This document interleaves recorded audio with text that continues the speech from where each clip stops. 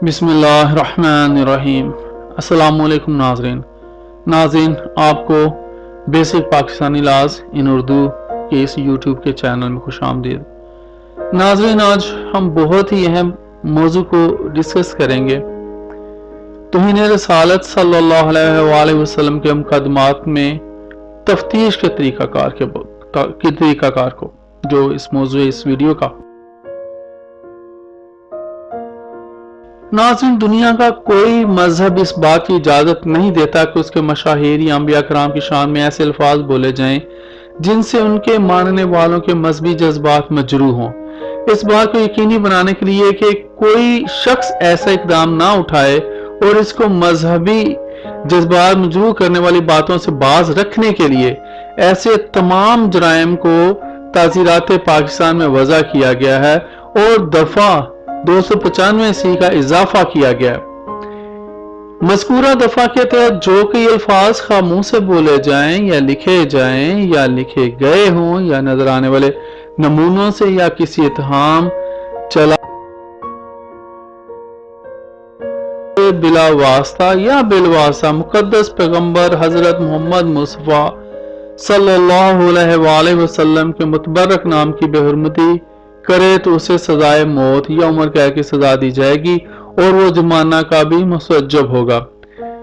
ताहम बाद में फेडरल शरीयत कोर्ट, जिसको वफाकी शरई अदालत कहा जाता है, उसने अपने एक फैसले में करार दिया कि तौहीन रसालत सल्लल्लाहु अलैहि वसल्लम की सजा सिर्फ सजाए मौत होगी और कोई मुतबादल सजा नहीं दी जा सकेगी।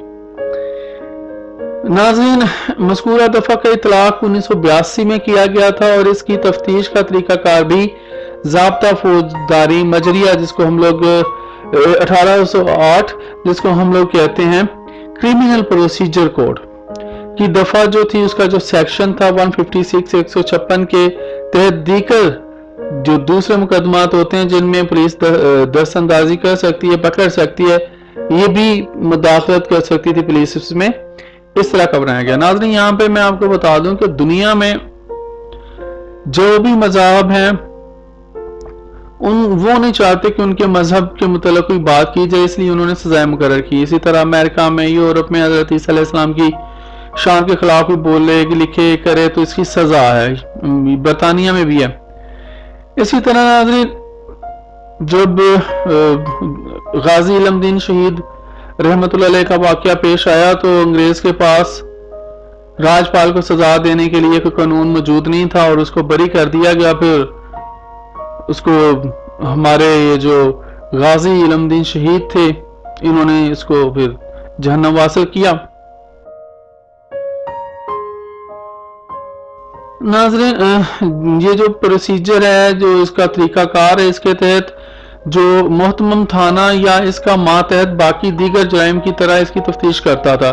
चूंकि इसका तल्लुक मजहबी जज्बात से है, इसलिए अक़लियतों और दूसरे अवामी नुमाइंदों के मुतालबा पर इसकी तफ्तीश का अलहदा तरीकाकार वज़ा किया गया है।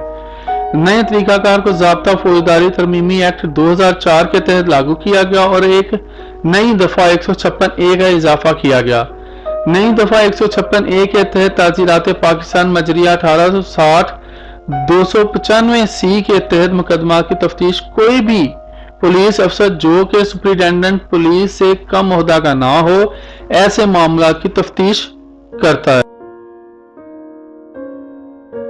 है कि इस नए कानून के वज़ा होने के बाद ऐसे मुकदमा की तफ्तीश जो है वो ये क्रिमिनल प्रोसीजर कोड की सेक्शन 156 के तहत नहीं की जाती और इसकी जो तफ्तीश है वो 156A के तहत की जाती है, जिसमें पुलिस का आला अफसर ही इसकी तफ्तीश करता है और जुर्म साबित होने पर ही मुजरम को वो गिरफ्तार करता है, यानी कि मुलजम को वो गिरफ्तार करता है, फिर अदालत में जाकर उस पर जुर्म साबित हो तो मुजरम बनता है।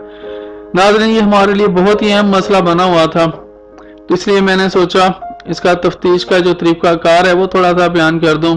अल्लाह ताला से दुआ है कि हमारे मुल्क पे रहम करे। अल्लाह ताला हम लोग जिन मसाइल में मुश्किलात में फंसे हुए, अल्लाह ताला हमें इनसे निजात दे। अब तक के लिए इतना ही। जो मेरे चैनल पे नए हैं उनसे गुजारिश है कि मेरे चैनल को सब्सक्राइब कर लें। अब तक के लिए इतना ही, इजाज़त दीजिए। अल्लाह हाफिज़।